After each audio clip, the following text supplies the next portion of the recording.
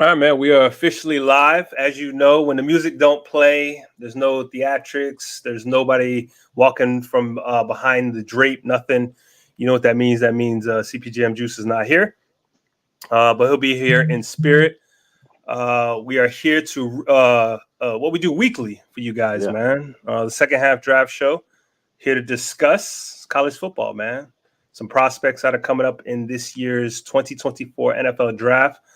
And we are back. Don't forget, 2 times your deposit with Underdog Fantasy. We make it real simple in terms of the promo code CPGM. And later I'll discuss. I got a little winnings, man. I came up a little bit, man. You know what I mean? I think Juice came up. You came up yet? You good? I hit one time, not as much as y'all hit. Okay. I do the little bets, man. I can't. Oh, you do a little bit? So you don't dive right in? I don't got the gambling spirit like that, man. I do it for fun. Man. Okay. All right. Well, let's dive right in, man. Let's discuss games of the week, of last week's games of the week. There was a lot of games last week. We picked 2. I think we went through like 6 or 7. I don't know how many we went through. We went through a bunch of them towards the very end of last week's show. But we picked 2 that we wanted to discuss. And to start, we can talk about the blowout. Yeah. We can talk about Prime. We can talk about Eugene, Oregon. We can talk about Dan Lanning. We can talk about that Oregon, Colorado game. That thing was ugly. And in my mind, my mindset was this game's going to go one of 2 ways, right? It's going to be real close, like all the Colorado games have been. And if Colorado can do that, they might be able to get a win and get up out, right? Mm-hmm. Or it was going to be what we saw on last Saturday, which was a blowout. Before halftime, the boys, I think Oregon had they had over 300 yards, and Colorado had 23, bro. It was bad, man. And you know how you call it, man. That's exactly how it went. Because if Colorado could stick around for that second half and they're in games, then Shador with the poise, he just kind of takes over the second half. But Oregon didn't give him a chance. You got to stomp them out. That's what you got to do for Oregon. The game was pretty much over. What do you say? In the second quarter, beginning of the third quarter, it got real ugly. And Oregon, they just dominated in the trenches. Those boys, that's where Colorado is kind of weak at. They had the skill position. They got Shador, but in those trenches, they never faced a team, Brandon Dorless, Jordan Birch coming after Shador, hitting him. And then the offensive line for Oregon, holding them boys down. They just dominated the trenches, both sides of the ball. Offensively, Oregon, the design rollouts for Nix, where he can use his athleticism, his accuracy. At one point, I think he was like, 20 for 22. It was something pretty ridiculous. The wide receivers, Troy Franklin, those guys, they were running wide open pretty much the whole game. They didn't have any answers for that. Oregon, they run that modern day triple option zone read. Man, Oregon, they just kept the foot on the gas for those boys. And another thing I want to bring up, man, is Bucky Irvin. That boy, Bucky Irvin, I know you was talking about him earlier in the year, man. Yeah, he's nice. Nice. The quick feet, the elusiveness, and he's tough. For being what is he, like 180? Yeah. Probably like 180. He's pretty tough. He's hard to bring down, and he's quick twitch. So, definitely a guy to watch, man, for this upcoming draft. Yeah, man. That like you had said, in terms of Colorado and the skilled positions, Dion is kind of building it from skilled positions in, right? Which is probably how I would build the program as well. That will come. And I think it'll come very quickly. I just don't think they have the horses right now in terms of the trenches to protect Sanders. Shador. I want to say Shiloh so bad. Shiloh. This is his brother. Yeah.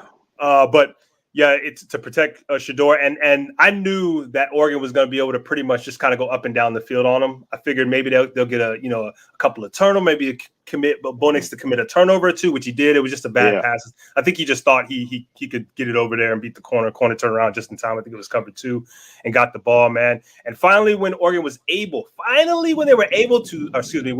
Colorado was able to stop Oregon, fake punt. right? Right. I mean, it was bad, man. They wasn't ready, man. They didn't have the horses. It was ugly. I thought Shador at some point, maybe he could not 35-0, but I figured, maybe if they were down, maybe 2 scores going into halftime, maybe they'd be able to make a comeback. But that was too steep of a hill to climb. And they were getting manhandled up front. I mean, they were doing a 4-man rush, 3-man rush, 5-man rush. It didn't matter. Oregon was on those guys. The receivers were a no-show. And I know we're going to talk about one of the guys here. I guess we could talk about him here. Guys who showed out, and he may be, I've been wondering who is cornerback 1, right? And this guy might be able to slide in as cornerback 1, and Kyrie Jackson out there on the outside. Big dude's like 6'3", 195. He played big. He played aggressive. The receivers for Colorado wanted no part of that guy, bro. Zero. They wanted no part of that guy. They was ducking and dodging that dude. And it was essentially kind of a lost cause after the first half. And I know, like you said, Colorado is a second half team. Mm-hmm. Bro, you can't continue to start slow against these teams. USC, Utah, Washington. Like, you can't. Them boys, they're gonna blow you out. Utah's defense is too good. You might be able to get away with that against Utah, but Utah defense is serious. And USC, not going to happen. And Washington, definitely not going to happen. So, and I don't know if they play Washington State, but that's another team that can take it to you. So, yeah, man, it was. But what Dion said was true, though, and you kind of alluded to it. They're still trying to build this thing. Like you said, they got the weapons. It's just the trenches. And Dion Prime was like, you better get us now, because this is the weakest we're going to be. And, I believe that, man, because, the transfer portal, it changes everything. Yep. And if you want to talk about, the Pac-12 specifically, well, it's not going to be the Pac-12 going forward. The West Coast teams, right? Oregon, USC, Washington, they get at that portal transfer. A lot of portal. If you talk about Oregon, Bo Nix was a transfer. Last year, Christian Gonzalez was a transfer. They got Jordan Burch this year. The safety, Evan Stewart, Kyrie Jackson transfer from Alabama. So, that's what they do over there on the West Coast. And I think Prime, man, they're going to get a lot of transfers, probably guys in the trenches. They're going to get some dogs to get after the quarterback. And, Colorado is going to be a force to reckon with once they add that addition to that football team. Yeah, man, that transfer portal, it's going to be serious. And when you talk about what Prime can do for kids that are coming that way, right? You're talking about, I can be a starter immediately. You mean I can play immediately? Right. Yeah. And so it's just that attraction, man. He's what did they say? Prime is his own. Oh man, my brother told me he said it, man. Yeah, I can't think of the word. It'll come amusement to me, park. not amusement park, but he's his own brand. He's his own brand, and he can push that onto those kids. And you see what he did with the sunglasses. I mean, you know what I'm saying? Yeah. He turned an insult. Turn water to wine. Yeah, he could do it. Yeah, he can do it, man. That's what Prime is.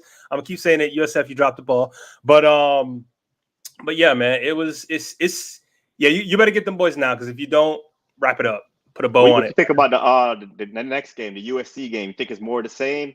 I don't think USC is as dominant as Oregon. No. I've been watching USC recently, and they kind of let teams stick around a little bit. Yep. So I'm thinking Colorado should keep it a little closer. I expect USC to still win. Because they got some boys up front too. Talk about a team that hit the transfer portal. Mm-hmm. Their whole front seven is pretty much transfer portal guys, and I think they're going to get after Shador as well. But I think it'll be a lot closer than this Oregon game for Colorado. I would agree, and I think there was just too much running in the mouth too. You know what I'm saying? And Oregon had, felt like, you're in our house. We got something to. Mm-hmm. You gonna have to show us something, right? We're gonna punch you in the mouth and see what happens, right? Everybody got a plan until they got punched in the mouth, and Colorado stayed on the floor, right? So I don't necessarily think that's going to be the attitude of USC. I think this is Hollywood out here. You know what I'm saying? With all the celebrities that are going to be at the game, this is going to have a little bit different of a feel. But I definitely think Colorado can definitely. This is a game they could win because USC, like you said, the boys allow teams to stay in the game for whatever reason. Sleepwalking, they kind of sleepwalk too. Right, yeah, and Caleb got to tighten up, man. I watched that. It was an Arizona State game. He got to tighten up, man. He's doing a little too much, man. He don't have to win the game in one play. That's his game. That is his game. That is his game. Is to run around, create, and throw the football or run the football. And you can't have all of that, man. You kind of work from the confines of the offense. Yep. We're going to talk about a running back they have that's pretty special himself. So Yep. hand the ball off to him some more and Marshawn Lloyd. But yeah, you can't win against elite teams just trying to play sandlot football all the time. Right. Yeah, man. Got to tighten up, man. Tighten up. All right, man. The other game of the week that we had, which this one was a little bit more interesting. It was a lot closer. It was a defensive battle. There was some coaching faux pas in this game, in the Notre Dame Ohio State game. This was the battle of the tight ends, bro. As far as I was concerned, you had Cade Stover for Ohio State, who looked like this might have been his coming out game. I don't know. He has the size, he has the speed, he can move very well. I think he's a decent blocker. And then you had Mitchell Evans. Yeah, number 88. Number 88 junior for Notre Dame, who he showed out, had himself a one-handed catch. He looked like he might be on the rise. Maybe he should have been one of our stock up guys. Maybe if Notre Dame wins that game, who knows? You had Sam Hartman out there. I think the tackles for Notre Dame, I think they played very, very well. And Fisher and Alt's getting a lot of love right now. I think people kind of forget about Fisher. Definitely. Yeah, definitely.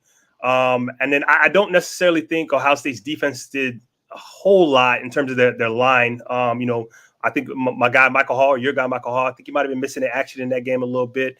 JT I'm gonna call him JT. Tuamala. Tuamala.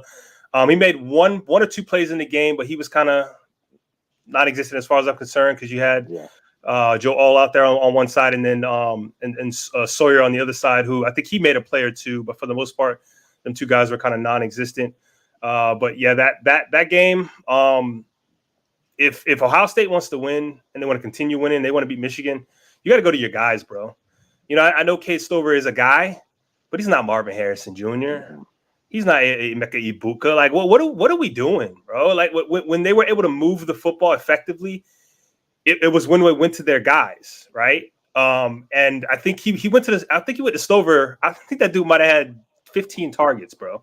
Like, I don't know if they thought that was the game plan, if that was the way they wanted to go. I don't know, man, or if that's just the comfortability of the Ohio State quarterback and McCord. But I'm not a fan, man. I'm not a fan. Yeah, man. For me, for this game, it was all in the trenches. And Juice brought up another guy. I thought he probably had the best game in the trenches for Ohio State, Tyreek Williams. Defensive line, he was flashing, stopping the run. So I was the whole game. I'm looking at Joe Alt and JT Tuamalo, because Tuamalo is a guy that flashed last year, especially in that Penn State game, and you kind of want to see more this year. And Joe Alt shut him down. He shut him down time after time and couldn't get after the quarterback. When he kind of made some plays in the fourth quarter, but that's when he moved to the other side. He almost had an interception. He moved to the other side, but against Joe Alt, he couldn't get anything done. I thought he played decent in the run game. Jack Sawyer, who you mentioned, he started out strong in the first quarter, but kind of faded away after that. Michael Hall made a few flash plays, but it was Tyreek Williams on the defensive line for Ohio State, so he's definitely a guy to watch. But Joe Alt, he's moving up, man. I kind of maybe disrespected him a little bit coming into this year. He's the real deal, man. I wouldn't be surprised if he's like a top 5 pick. Him and Olu Fashanu, I think those are the 2 top tackles in this class. They're really showing out. But this game was won on that last drive.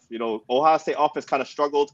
I did like what Travion Henderson did in this game. He brought that big run, but in between the tackles, he kind of showed me, okay, I could run between the tackles, because he has a propensity to try to break things and bounce it outside. But this game, he was kind of running in between the tackles, so I like what I saw from him there. But yeah, McCord, man, just that last drive hitting the Buka, and Notre Dame, they had 10 players on the field the last 2 plays. 2 plays. It's terrible, bro. They was missing the defensive lineman, and they ran the ball. Yeah, it was just, I don't know. You put that on coaching? There's bad coaching that having guys out there? Bad coaching. When Notre Dame did have the football, up 4, and we're going to run a screen pass. Had they ran the ball, let's say they don't get a first down, but they had ran the ball and ran the clock. We're not talking about the last 2 plays. Game's over, right? Just poor coaching, man. Doing a little too much, getting a little too cute.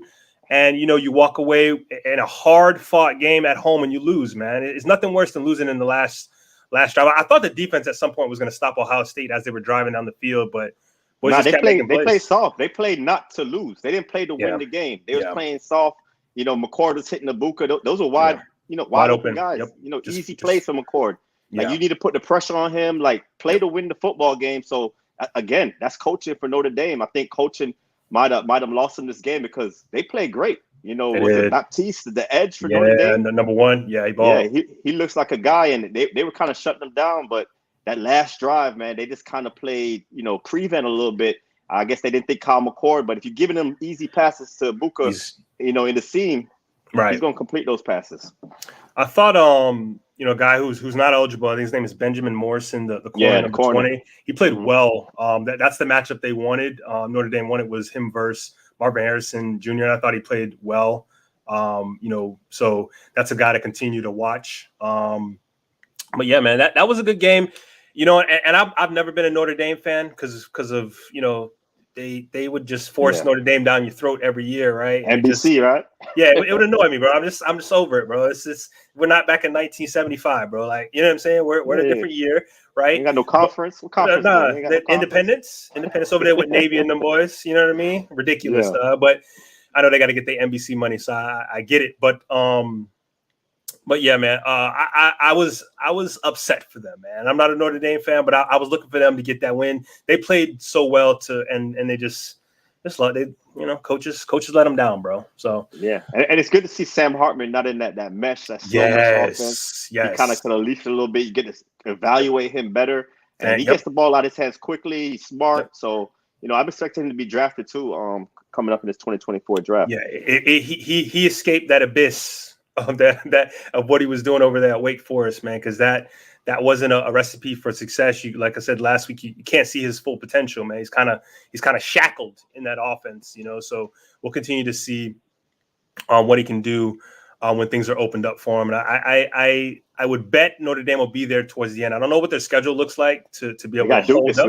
They got Duke this week. Okay, so their schedule might be enough for them to sneak in if somebody slip up somewhere somehow, but.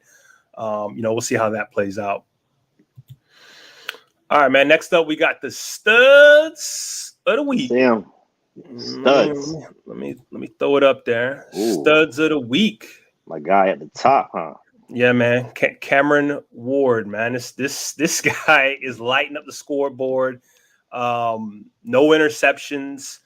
They played Oregon. Was it Oregon State last week? Who's usually has a big, good defense over there in the Pac-12, and he was lighting it up, man. Calm in the pocket. I was listening to the broadcast. They were talking about how they've adjusted his footwork to fit the scheme in terms of what they're trying to do to help him get the ball out. He looks super confident. We know he's fast. We know he's athletic. He's putting the ball where he wants it. There's a guy who probably should have been on this list, but we left him off. Was his receiver Josh Kelly? Yeah, he was doing work. Number 3. He was doing work. That dude. Let me find my notes on him, man. Yeah, find your notes on him, bro. I got something I wrote some notes on him too. I know we're supposed to be talking about Cam Ward. Yeah, we can get to Cam here in a second. Plus, we talked about Cam last week. You know what I mean? I call him the setup man, bro. Josh Kelly, I call him the setup man, bro. He sits in people's blind spots. He sets up the corner. He runs with that pace and variation. He's never giving you the same thing twice, bro. So you really don't know what to expect from him. Good hands, goes up and gets the football, and he was out there breaking tackles, man. He was doing people nasty out there. Yeah, them one-handed catches. You see in the first one, you be like, ooh. Then you see him do it again, you be like, oh, this is normal for him, man. And he can stack defenders, and once he gets the ball in his hands, that yard after catch ability is pretty serious because I think their number one receiver got hurt. So it was Josh Kelly and Kyle Williams. Kyle Williams also had a big game for Washington State. Yep. Yeah, 63-yard touchdown for him. Yeah. But yeah, Juice Wright, Cam is balling. We're not going to hear about him yet. When they start getting into the Washington, I'm not sure their schedule. We should pull their schedule and look at it. But when you get into the Washingtons, the Oregons, this team starts pushing it in terms of being one of the teams we're talking about going to the Pac-12 championship. I think that's when the love will start. For Cam Ward, because he's one of the ones. He might be some people's dark horses at the beginning of the season, but I mean, he's not doing anything wrong, man. Everything he's touching is gold, and it's working out for him. Yeah, because the biggest thing I had, because I loved this game last year, it just when you watch him, it looks good. It's something special about him. just the release, the way he can use his legs, the ball placement. He has it all. But the thing, coming into this year, I was like, that internal clock. He has to speed up. Sometimes he's going backwards. Not stepping up in the pocket. He's trying to hit the home run on every play. You need those singles, those doubles, because when he does that and gets the ball out of his hands quickly, it looks really good. So, and it's encouraging what you said. They're working on his footwork, to make him better fit this offense. But that athleticism to gain yardage. When he gets the ball out quickly, he does so efficiently. He got a nice zip on the football. Like I said, he needs to show a little better internal clock, and I think he has so far this year. From the games I saw, I think he's improving there. He's one of those guys that could change the launch point and that escapability within the pocket. Now, that's where he's special at. He make the big splash plays, but sometimes, like I said, it could work against him when you're always trying to hit that home run. So, I think they're going to upset a couple teams here in this Pac-12 as well. And I think his name's going to get on the board, and people are going to pay more attention to him, like you said. And, yeah, in this draft, I'm not sure, man. It's a lot of quarterbacks in this class. So it's interesting to see where Cam Ward lands amongst all these quarterbacks, especially in the Pac-12. Another name in the Pac-12 quarterback that's doing work this year. It's crazy. I don't know if we've ever seen this many quarterbacks be this good. You know what I'm saying? And it'd be that many guys. It's crazy. But we got NIL, so guys might just say I'm gonna stay in school. They see I might end up for this team or that team and don't necessarily want to play for that team. So NIL money might keep him in school. I'm not sure if I don't know if he's got any eligibility left or what's going on there, but I guess we'll find out. Oh, no, he's a junior, so he got time. And he's another transfer, another Pac-12 West Coast. They know what they're doing over there. They do. With the transfers, and Cam Ward transferred over to Washington State. I think to be with his coach. I think from Incarnate or something like that. I think you're correct. Yeah, I think you're right. So, yeah, man. Pac-12 doing work. All right, man. Next up, we got Jonah Ellis, number watch 83. Yeah, 83. Why are you wearing 83, bro? What are you doing? Receiving numbers at D-line. Yeah, you need to have a conversation with that guy, bro. I don't know if they ran out of numbers or what, but he need to take somebody's number at this point, right? That's one of those you ran out of numbers, and this is all we got left, man. That's what they used to do in high school. He's another guy that got his opportunity because I think the two top edges were hurt. Yep. And then he came in and he had a game of his life, man. He did. He played well against Florida too. I think he had 2 sacks versus Florida, and he had 3.5 last week. I think he lead the nation in sacks, right? I'm not sure. I saw that. Maybe. I saw that. Listen, he's got good bursts every snap. I love his hand placement. He's long. He's able to keep the offensive lineman, tackle, guard, whatever it is, off him. He has the speed, the power game. It's super consistent. He has multiple moves. I seen him hit 2 or 3 spin moves. Every time he did it, it basically worked. He was double and triple teamed at times. It started to chip him because he started to become a problem. Like I said earlier, he's able to keep his hand, let me read this how I wrote it. Keeps offensive lineman hands off his person, bro. Just keeps them off. I like bro. that. Yes, it's nice, bro. High motor, strong at the point of attack in the run game. And he has the ability to set up offensive linemen. They tried him with a tight end or two. It's a mistake. And he can easily engage and disengage, man. So he's going to be a guy to watch now. Sometimes all a brother needed is a chance. It's a chance, yeah. And here he is with the chance, man, to shine. Yeah, he's getting his chance. And I got it here. He leads the FBS in sacks with 5.5 sacks. Like you said, he had 3.5 in this game, 2 against Florida. Like you said, it's a good edge in a run game. I liked how he stacks and shed. He uses those hands really efficiently. And, they brought double teams early in this game. It's they kind of knew before. I'm like, okay, they kind of respect this guy because I saw a double team before he even got off later in the game. He was getting double teamed. Uses his hands well to win around the edge. He got a lot of counters. He always looks like he has a plan. When the offensive line does this, he knows to do this. So a lot of counter moves with Jonah Ellis. Got a good burst and motor to keep hunting. It was a play where I think they hit the running back short. He ran it down 20 yards down the field. It was like 3rd and like 27. It's something crazy. And he made a play deep down the field. So that motor keeps showing up in the game. And that last drive, they were up 7 points. The game was in the balance. He took it over, multiple sacks, pressures, like that spin move, man. That spin move, he did it twice, got 2 sacks on that spin move. So, yeah, Jonah Ellis, man, stud of the week. Yeah, and Jake another said sack. Another sack for tonight. Yeah, because Oregon State, that boy, nice, man. Yeah, he's definitely a fun watch. And I was telling Haley, before we started the show, I said, man, Utah got that defense, man. The boys got the defense. I saw a stat physical. Where it said, and it was in the middle of the game, so I'm pretty sure maybe it went up. It said they had 14 missed tackles. They were like second in FBS. Because, early in the season, how you lose football games, the teams you probably shouldn't lose to are missed tackles, right? So these boys can tackle, and he's a part of that. And he's also a guy who they were like, I don't understand some of these offenses where they run plays and they don't block guys. Like they just didn't block him a couple times. He just ran the play down from the backside. So I guess maybe they thought he wasn't fast enough. I don't know. It's weird, but yeah.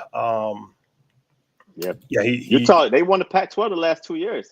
Everyone talking about the sexy in Oregon and Washington and USC. Yeah. But Utah is still the team to beat, man. There's 4 top 10 ranked teams in the Pac-12, and it's going to get fun, man. This is the time of year where everybody's playing everybody in conferences, and this is when college football really starts to pick up, man. So I'm very intrigued to see who comes out at top in the Pac-12. And what's crazy is what you're getting in terms of Utah's defense, but you have no idea what's going to happen with their offense when Cam Rising comes back because he hasn't played yet. Like, what does that look like? You know what I'm saying? So, yeah, it's gonna be something. Utah, they might win it again, man. They got the defense for sure. Offense just got to put it together in totality. So we'll see how that works out. And we got a USF on the board, man. We got what's that? I seen him on the list. I was like, who is this guy, man? I went there and watched the tape, and I'm like, that boy got speed. That boy blazing, man. He could track the football really well, and he's fast. So, I was watching an interview with him, and they talking about Jalen Hyatt. He's like, we do the same things.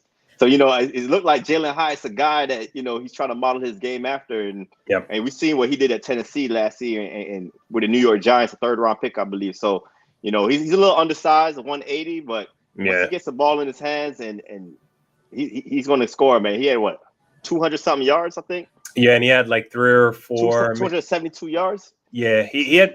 I want to say 4 or maybe 5 50-yard catches, 60-yard catches. Ooh. Just running by folks. I know they was playing Rice, but you do what you do against teams you're supposed to do what you do against, and he did that. So you line up. I think he played majority of his time in the slot, but I think he played some outside too. But he's going to be a guy to continue to watch. I know he went.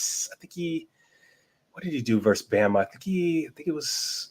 I can't remember the stats. Yeah. But next up we got Elijah Huzzy. Is that how you say it? I don't know. Huzzy. Huzzy. Okay. Yeah. 5'10", 200, bro. Let me get these notes. Let me get to these notes for him, man, because I enjoyed watching him. Let's see what I got for him. I said he's about that life. I think he works best in zone coverage where he's able to close the space between him and the receiver. I think he attacks the ball well. He played majority of the time when I saw him was in the slot. Yeah. I think he has very good instincts. He jumps routes. He takes away a lot of things that the quarterback wants to go. He at times he was running routes better than the receiver was. He kind of knew where the ball was going. So that kind of speaks to his ability, to understand what's happening in front of him. I question in terms of his ability to play man coverage. I want to see what that looks like. I don't know that we'll ever get to see that because coaches don't necessarily want to put guys in a position to fail. And I just wonder about his speed a little bit, but he is a fun watch. Number 28 for North Carolina. Yeah, transfer from East Tennessee State. Like you said, I've seen him line up in the slot a lot. He could turn his hips. He could run.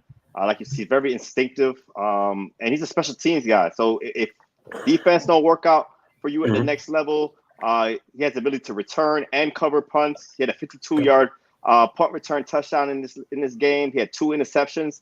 The interceptions, though, were kind of thrown right to him. Yeah, one where he caught one on the sideline. The quarterback threw it right to him, and an overthrow also. So, it was thrown right to him. But you got to make those plays. You got to catch the football when the ball comes to you, and he was catching the football. And like I said, that return ability is what's probably going to, potentially get him on a 53-man roster at the next level. And watching this game, I kept on seeing Kamen Rucker. 25, man. He can't help it, bro. he keep making plays, man. Yeah. That speed to power, that rush ability, be able to dip his shoulders, get to the quarterback. Yep. Yeah, this North Carolina defense is pretty good, man. So we'll see once the ACC schedule gets going if they could win that side of the conference. I know Miami's also looking pretty good. So, I'm waiting that matchup right there. Yeah, it's gonna be interesting. All right. And last up for studs of the week, we got DJ Giddens, man, running back. And let me grab my notes. Bear with me here. DJ Giddens. Deuce Vaughn back up last year. Yeah, it was. You know they brought in Trey Ward from Florida State. Did they? Yeah, they got Trey Ward, but he was hurt in this game, and Giddens, he's been battling injuries, and Giddens kind of been taking over that role, that Deuce Vaughn role for the Kansas State. Yeah, I think he broke the single season rush record. I think Deuce Vaughn had it last year, or had it period. And I think he may have broke it, if I'm not mistaken. Single season already? Nah. Yeah. No. Single game. I'm sorry. I'm about to say. No. Single season. My bad. It wasn't that good. No, it wasn't that good. He would have been at the top, number one. No. Single game. My bad. Single game. Got you. If I'm not mistaken. But I got here. My notes, if I can read my own handwriting. Has a nice pop in terms of his movement. Feet never stop. Can convert speed to power.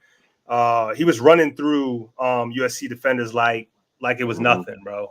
He was able. He could make you miss, or he could just run through you. His biggest or his best quality that I saw was his ability to just make the first guy miss or break the first tackle. There was times where he was caught in the backfield and he was able to get through that one, and at least turn it into a positive gain.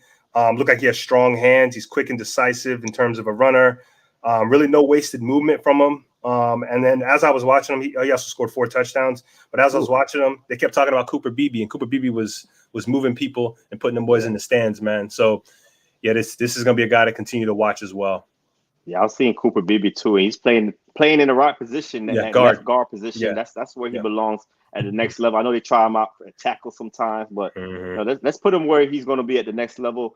But DJ Giddens, he's bigger, north side. What is he? 6'1", 212, north side runner. He could break tackles and can make a man miss, like you said. I think that's the most important trait for running backs. Is can you make a guy miss? Because they can block it up to a point, but it's going to be one-on-one with you and a linebacker at the second level, and you have to make the guy miss and gain those additional yardage. He does that really well. He runs with patience before accelerating through the hole. Good vision. I like his vision in the open field to gain additional yardage. Good feet to set up defenders with his cutting ability to make guys miss. And he showed some route running that I liked. At the next level also, route running is very important. Can you catch the football out of the backfield? I thought he did that really well. He caught the ball on the move. When you see running backs catch it with your hands on the move, that's how these guys at the next level got good, like you said, got good hands. The only knock I have on him right now, just runs a little upright. He's got to minimize that a little bit. But he makes guys miss. So if you're running upright and you're still making guys miss, I can't knock him too bad, man. Just a minor little dig on him. Yeah, and there's 2 particular passes that were thrown to him. Like you said, they were on the run, and they weren't good passes. And he kind of turned them into positive gains, getting his hands up there, attacking the football. So one was behind him, and I think one was just kind of high, but he was able to make those catches. So yeah, man. Hey, listen, these are guys get hurt and guys come in. You got Giddens and you got Ellis, man. Guys get hurt, show up, and next thing you know, you on studs of the week, man. So there you go. All right, man. Next up, let's get to our next segment here in Stock Up. I talked about this guy earlier in terms of Kyrie Jackson, 6'3", 195. He was smothering those receivers. Xavier Weaver, those guys. Yeah, it didn't matter. Pick a receiver. It would have been interesting to see him go against Travis Hunter, right? But I'm assuming he's gonna be out for a couple more weeks. But it didn't matter the receiver, small, big. He was smothering those guys. He was come up making tackles. He reminds me of a Seattle corner, but can play man coverage, right? So appears to have some nice hips. It'll be interesting to see. Can he slide in to be cornerback 1? I know we got Kool-Aid. I know we got Kelly King. That's a big rise. I know his stock is up. But you know what I'm saying? I'm just saying. I'm just gonna put it out there. I'm a little. I like to throw. Some foreshadowing. Throw some foreshadowing. Like to throw some chicken in the grease, bro. Some water in the grease. Have it pop. See what happens. But you heard it here first. There you go. It's like 6'3", Alabama transfer. Yep. The first player I thought about when I heard 6'3" Alabama What you was thought, bro? Eli Ricks. Oh yeah, Eli Ricks. nah, You know what I'm saying? Long corner. yeah. Eli Ricks doing his thing right now in Philadelphia. Mm-hmm. But that's who I thought about when I was watching Kyrie Jackson. Press corner, he'll put hands on the receivers. You love to see when a guy presses and put hands on receivers. Even when he doesn't put his hands on the receiver, he has the ability to turn and run. Like you said, cover 3. I Yep. can see him in that defense. I can see him in a cover 1 defense, man defense. He Baltimore stays out in there. face deep down. He stays in face deep down the sidelines. Does a good job turning his head, playing the ball in the air. You saw it time after time against Colorado, just him flipping his head around, looking up. Because that's a lost art, man. A lot of corners don't do it nowadays. They kind of play the receiver hands and try to slap the ball as soon as it lands. But if the quarterback throws a bad pass and you're not looking back, that's going to be a pass interference. That's an extra 30, 40 yards down the field. So you kind of got to get your head around, make sure, you got a feel for the sidelines. I think Kyrie Jackson does that really well. One thing I did see him is he lost his feet a couple times. When a receiver got physical with him, I know he's 6'3", but he got thrown off balance a couple times out there at Colorado. But he'll come up and tackle, and he got those long arms for those pass breakups. Vertically, he could run. And like I said, tall, long, press corner, cover 1, cover 3. So the teams that implement that scheme, like you said, Seattle with the cover 3. The Lions run a lot of man defense. Baltimore out there. Baltimore. So teams that like to run a lot of man probably will covet Kyrie Jackson in this upcoming class. It'll be. I want to know his speed. What his spark he's talking about. As long as he's on that upward trajectory to keep going, keep performing like he's performing. If he can show that speed, it might turn some heads for him there and kind of maybe skyrocket him up the board. We'll see. But next up, we got a guy who essentially kind of took this game over and Chop Robinson, edge for the Penn State Nittany Lions. And this is a guy we were kind of waiting on, waiting to see. He was kind of in that Dallas Turner, like, hey, where you guys at? What's going on? You know what I'm saying? These are supposed to be the guys. And Chop took this game over. And we talk about Iowa, and I talked about them earlier in a previous show, maybe 2 shows ago, in terms of maybe they've turned the corner, right? In terms of being offensively not inept. Challenge. Offensively, because last year was bad. It's been bad for the past couple of years. And I always thought the quarterback position was part of the problem, but I think the receiver position is also a problem. But we can start with the quarterback and kind of work it out there. And it didn't matter. They couldn't block this guy. The explosion off the line, his ability to the way he's able to. I don't know that I've seen this in a while in terms of his ability to, when they play games up front, he just does it differently, and he's able to. If he's the guy he is going to be the guy on the outside, on the edge, and he's looping around. I don't even know if it's looping. It's like this strange movement where he's able to move horizontally but lose no speed and then just close, right? There's no time for the guard to even touch him, and he's able to just get through and make a play, cause a bunch of disruption. His ability to get up and around the tackle on the edge, get kind of small or thin, not say thin, I would say small, give the offensive tackle not much to work with. We saw some of his moves in this Iowa game. Just want to see it more consistently for the rest of the season. And maybe it's just one of those things where they were just getting up for this game because it is a conference game. And it's a big game, and kind of keeps them in the talks of being one of those teams that could win the Big Ten. So maybe that's what it was. But I'll continue to watch him to see how he progresses. Yeah, Penn State is a team on the rise. We talked about the Pac-12 having 4 teams in the top 10. Well, the Big Ten has 3 teams in the top 10. Number 2, 4, and 6, Michigan, Ohio State. But we got to throw Penn State in there also because this defense is playing at an elite level right now. Drew Aller, the quarterback, is doing his thing. They got a couple running backs, really nice as well. But Chop Robinson, to me, this was the most impressive tape I saw this upcoming week. He was balling out. Coming into this year, I wasn't as high on Chop Robinson, but he's putting it all together right now. Hand usage, speed, bend. He's hunting the quarterback, and you know who I thought about when I was watching him. I'm not saying he's this player, But I'm saying how they're using them. When you think Right. about Micah Parsons or even Myles Garrett, how they're using them over the center, over the guard. Yeah. Like he must have been watching some Micah Parsons tape, former Penn State, right? That's where he Yeah. went, right? Michael Parsons called him up, That's said, probably "Yo, man, he let's called get him right." up. Yeah. Like they line him over the guard, they line him over the center, and they're like basketball players. They're doing crossovers over the guard. The guard can't touch them. I've seen him bull rush the center to the quarterback for another sack.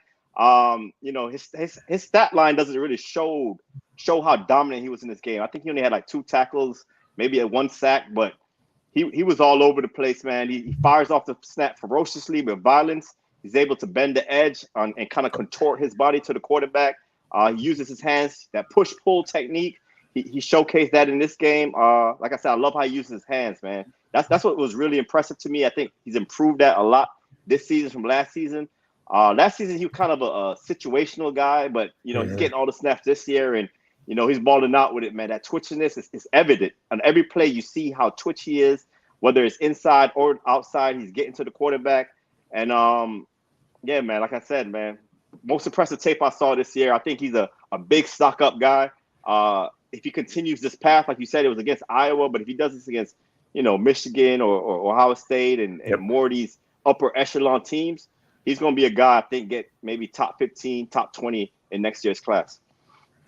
Yeah, it's nice to see, and I don't know if this is the new trend or if it's just because you had mentioned Myles Garrett, you had mentioned Micah Parsons in terms of just moving guys around, not just leaving them on the edge, right? Let's get cute, but let's be smart about what it is that we're doing, right? And isolating guys against guys that necessarily can't handle them, like you talked about, Chop Robinson going against the center. I'm just going to walk him back into the quarterback's lap, right? It's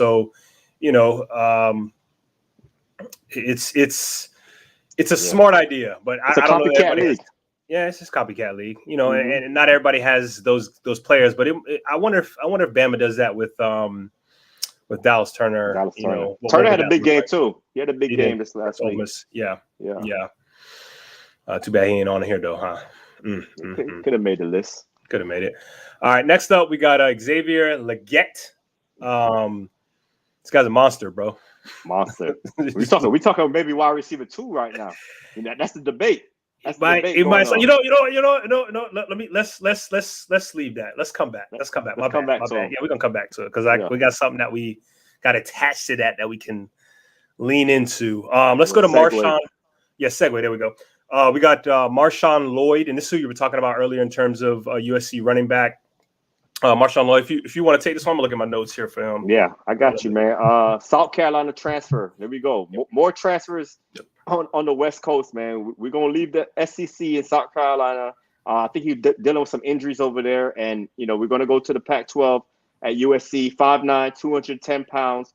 He had 14 carries, 154 yards, 11 yards per carry in his last game, and he's gotten better as the season gone along. USC has a couple running backs out there, but I think he's separating himself as the guy. Like I said, he's increased his rushing yards in every game so far. Quick twitch ability. He makes guys miss in short spaces. Easy speed. Once you turn on the tape, you just see how easy it is. He just gears up really quickly. He likes to bounce runs to the outside. So that's something you got to watch with running backs that love to bounce the runs on the outside, because at the next level, it's not going to be easy to bounce those runs. You got to be able to run between the tackles. So that's something I'm watching with Marshawn Lloyd. Feet, creativeness to rack up huge gains. He runs hard. He could run through tackles with good contact balance. He's a guy.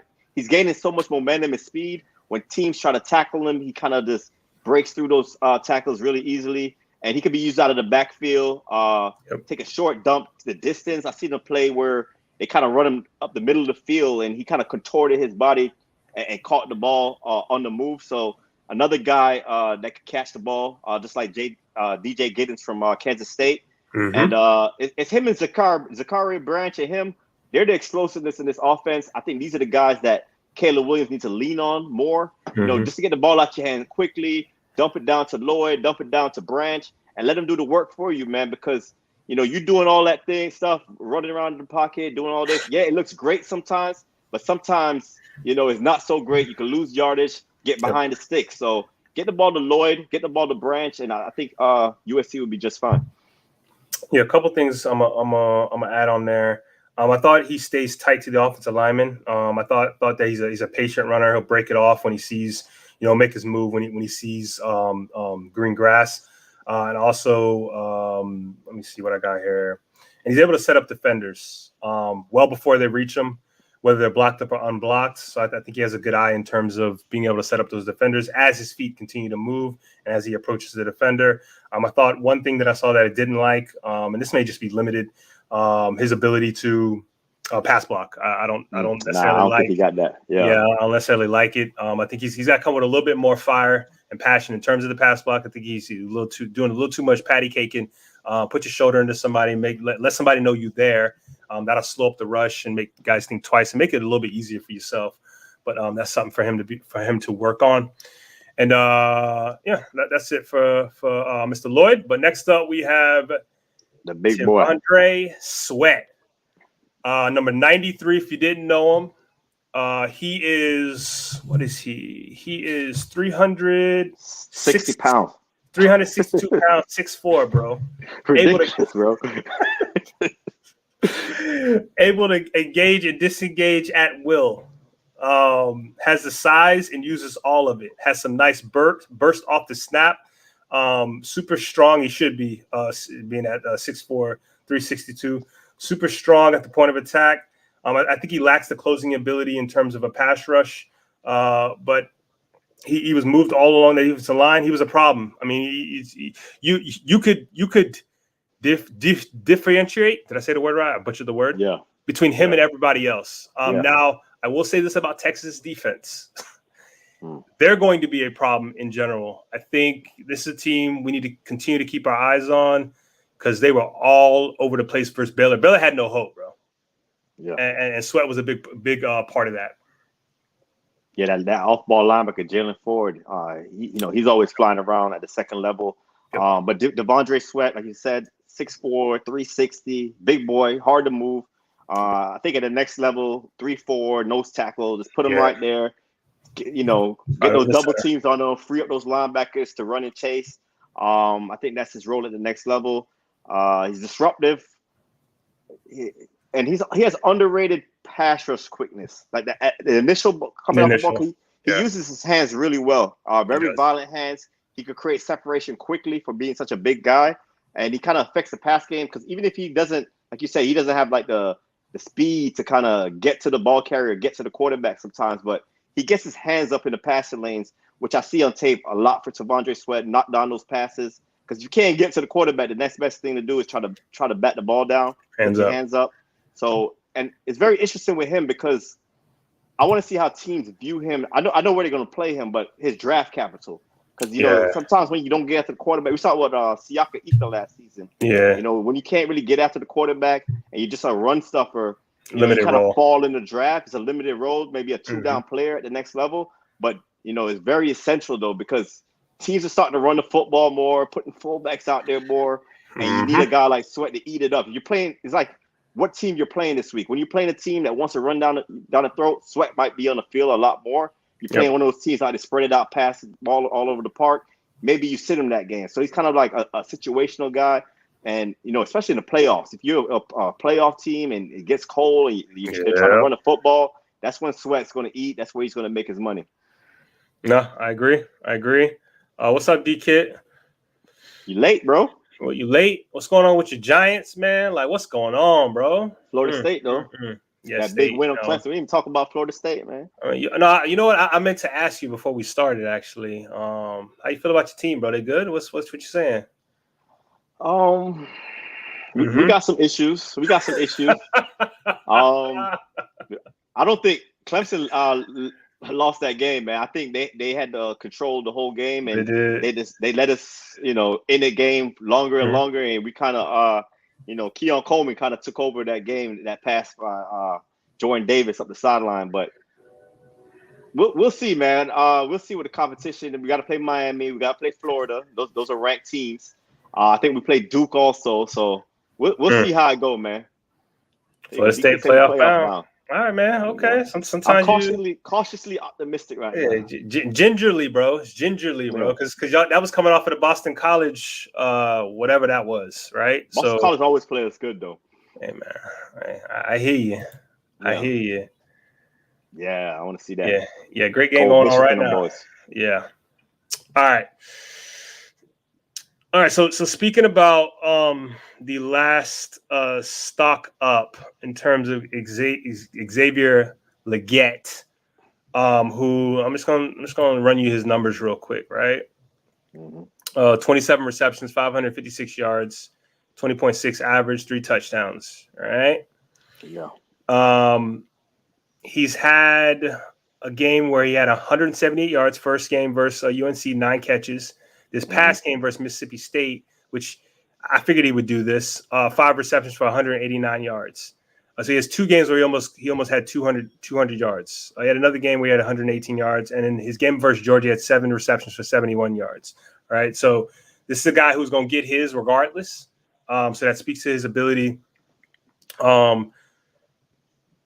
At the receiver position to just be a baller. Just get him the ball in his hands. He's a guy who can make plays after the catch. He's a guy who's going to go up and get the football. 6'3", I think 6'3", 227. He's big, strong. He's, is he wide receiver too? That's the question. That's the debate right now. I don't have him there right now, Right. but Rome and Malik Neighbors are my next two guys after Marvin Harrison Jr.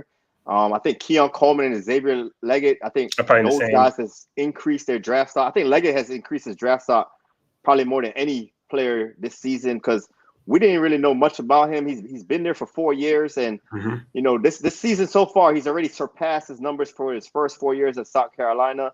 And I think he's into the conversation as a first-round pick because when you have a 6'3", 227-pound receiver, can go up and bully guys, can catch the ball short, running 22 miles per hour. I think it was the fastest clock time in college football. Like, it's giving me Jonathan Mingo vibes, man. A guy that can stack, a guy that can run after the catch, just big and fast. I expect him to run like a 4.4 40.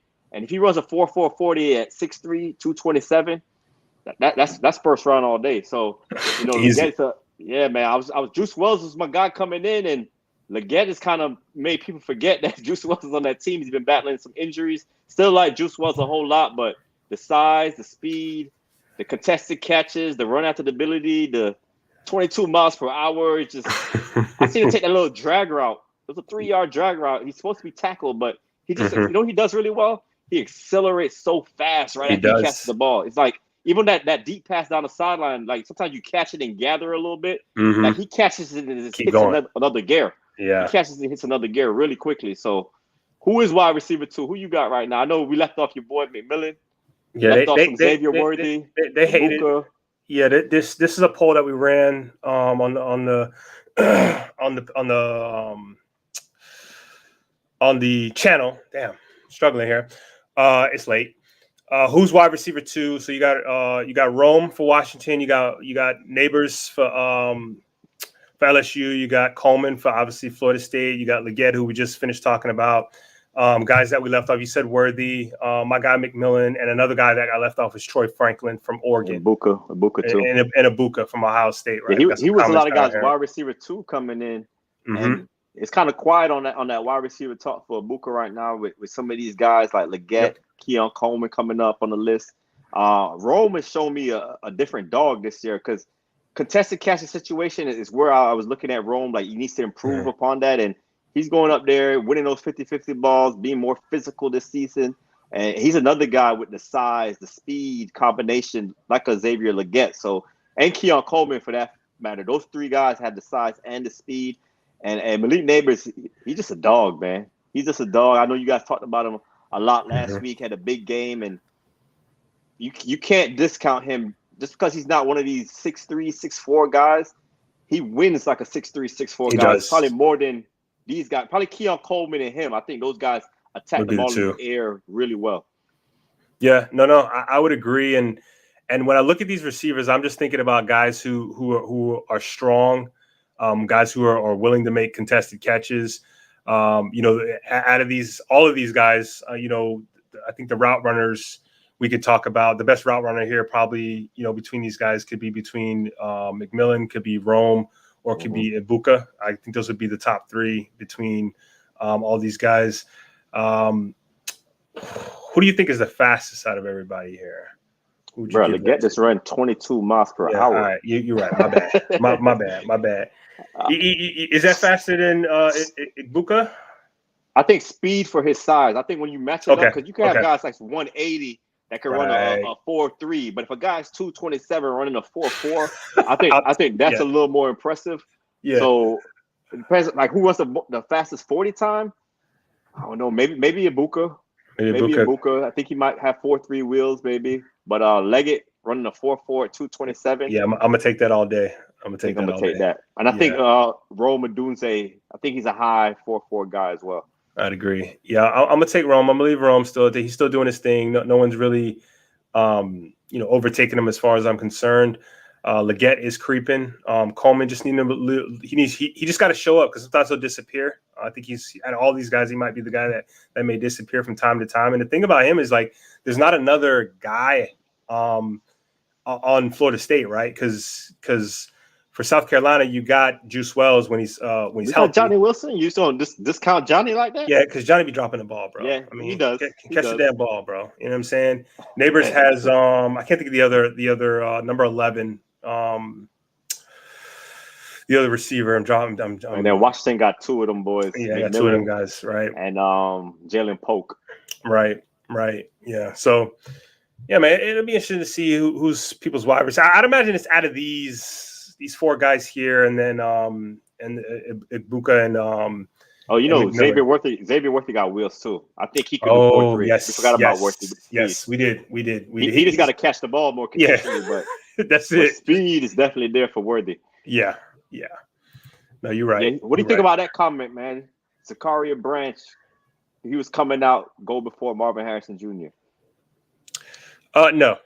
I ain't buying it. And there's a couple of reasons. Marvin Harrison, the size. We talk about his speed. I think they clocked him around 20 miles an hour, something like that. For the past, I think it's past not this game, but I think 2 games previous.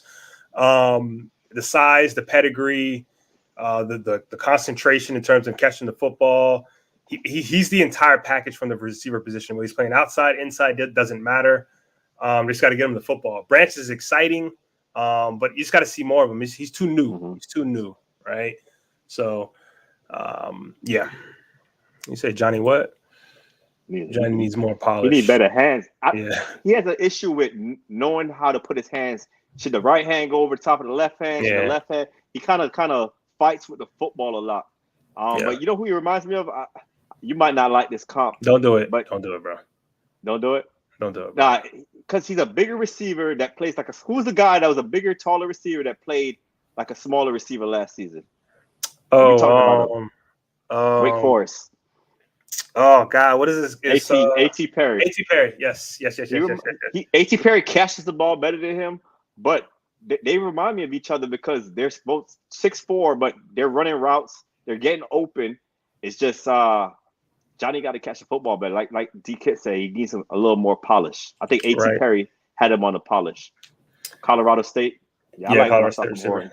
Yeah, I like what I like. He's not up there yet. He's probably not gonna get a lot of run. But he's exciting. He's able to create separation. He tracks the ball well. He finds the football and get his hands on it, attacks the ball. So I like Horton. Yeah, Johnny gets open a lot. No, he does. He does. Yeah. I say he's bigger, but he's running routes like he's 5'11", 5'10". But he doesn't play bigger because he's not attacking the football in the air for his size. So it's kind of like what do you call that? It's like a conundrum or something with him. Like he's not doing what you think he's supposed to do, and he does really well what you think he can't do. Right. Just strange, bro. It's just strange. All right, man. What do we got next, man? We got to preview some games. We got game of the week. Yeah, we got game of the week. We got 2 of them, man. Enigma. Thank you, DK. Yeah, he's an enigma. Yeah. Let me pull up these depth charts. I don't know these teams entirely, but we got Ole Miss versus LSU, and we got Notre Dame versus Duke. And is Ole Miss still ranked? I don't know if they still ranked, but I know. I think they still ranked. I think they're in the top 20. Okay. I know Duke and Notre Dame. I think you said Notre Dame was 11. I think Duke is 17, if I'm not mistaken.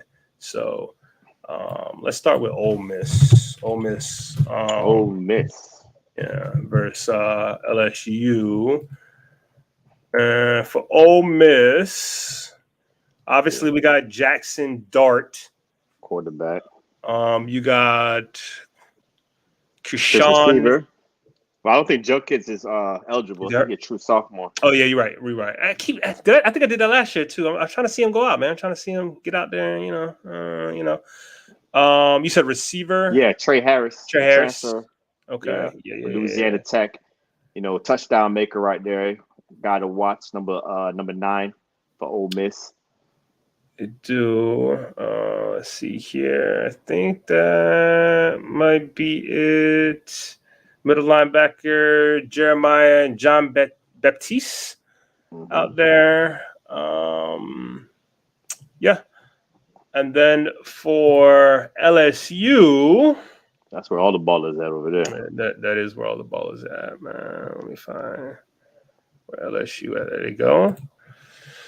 Of course, we have the quarterback in Jaden Daniels. We have obviously Malik Neighbors. Oh, the receiver I was thinking about was Brian Thomas, number 11. That's what I couldn't think of. Yeah. We have, and I wonder if that wasn't them. Defensively, we got Makai Wingo. We got my guy Mason Smith. We got Omar Spates. I think that's Juice's guy. Obviously, we can't talk about him. We got Harold Perkins out there. I think they're doing the right thing this year with him. So that should be a fun watch. And I think Major Burns out there as well. All right. So what you think about the LSU Ole Miss, man? You think you got LSU? Yeah, I got LSU. Come on, man. I got LSU. They blow out? No. I think Ole Miss will keep it close. But I think at some point LSU will pull away. I think Ole Miss will keep close, but I think they'll pull away at some point. I would say they probably win by 10. That's what I would say. 9-10.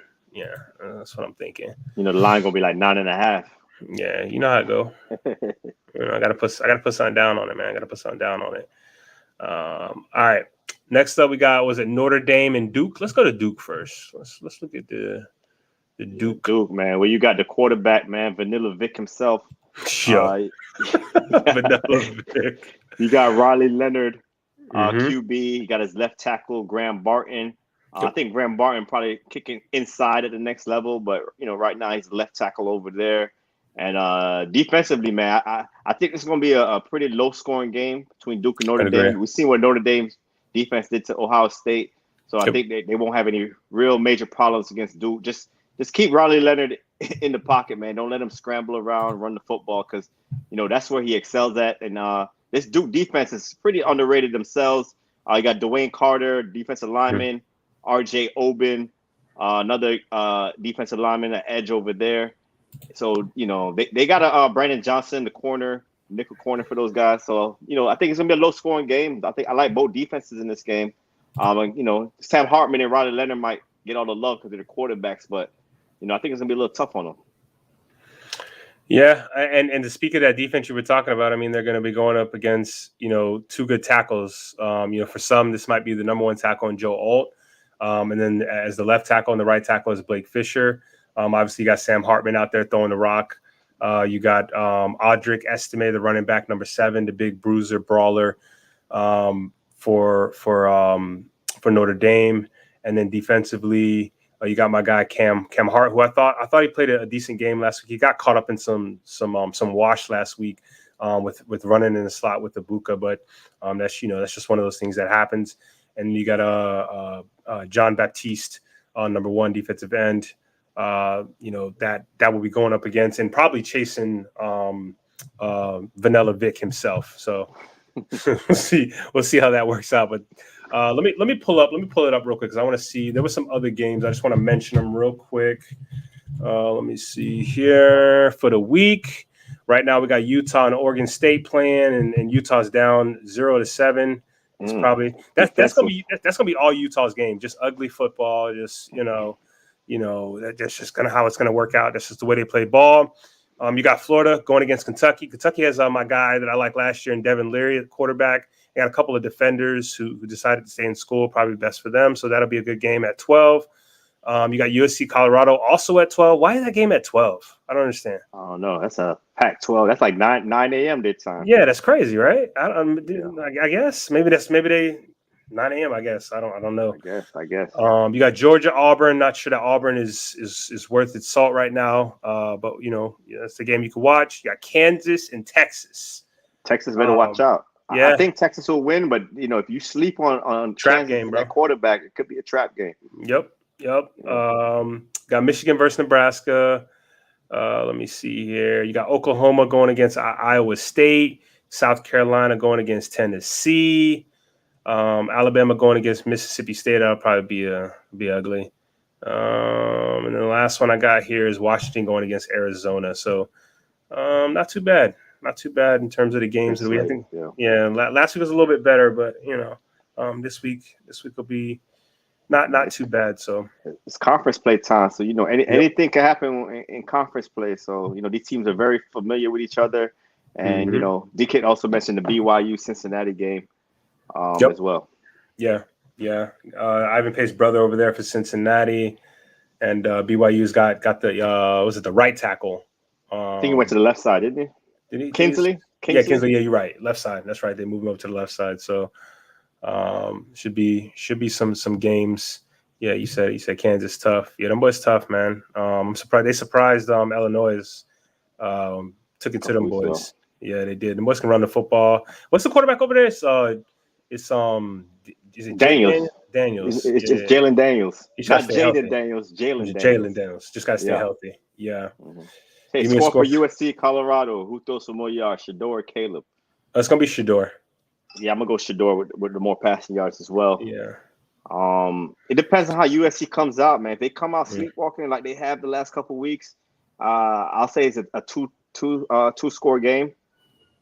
Maybe like I think it's gonna be what is that? 42-28. I'm gonna say 31. I'm gonna say 41-31. 41-31. Yeah. I got 42-28. 42-28. Yep. There we go. All right. Remember, 2 times your deposit with fantasy underdogs. I won me a little bit of change. Headley won himself a little bit of change. Juice won himself a little bit of change. Yeah, that's where it's at. So I think we figured this thing out. In terms of we go with pick'ems. I don't know. Well, I do pick'ems. I don't know if you do more than pick'ems, but I do the pick'ems. The higher lows. Promo code. We make it real simple. CPGM, 4 letters. So don't forget to double your deposit. And DK went 45-30. 45-35. Who though? I'm assuming USC. Man. I would assume. USC. Yeah. So you got to get up early. No Travis Hunter, man. That's big for those boys, man. That is. I know he's hurt, bro. I know he's hurt. Seen he invited the safety. They went bowling together or something. Yeah, it was Was it Blackburn? That's his name. Yeah, they were just trying to show, man. It was football. I don't know. Mm-hmm. I don't know. Oh, he got Colorado. The upset. Got Colorado. The upset. Yo. There you go. Colorado. Okay. All right. Hey man, make that bet. That's good money right there. So I don't know what the line is, but yeah, man. All right. We'll be back next week. Should be all 3 of us to chop it up, talk about the games of the week, do the stock ups, the studs. And we talked about Cam Ward. I saw your comment earlier, DK, in terms of Cam Ward. We talked about him. He was stud of the week. He was the top stud of the week. And we talked about him. So absolutely. Yeah, USC, it's not awful. Last year was awful. This year. Last year was worse. Yeah. Even though your boy Thule out there balling right now. He is for San Diego. Yeah.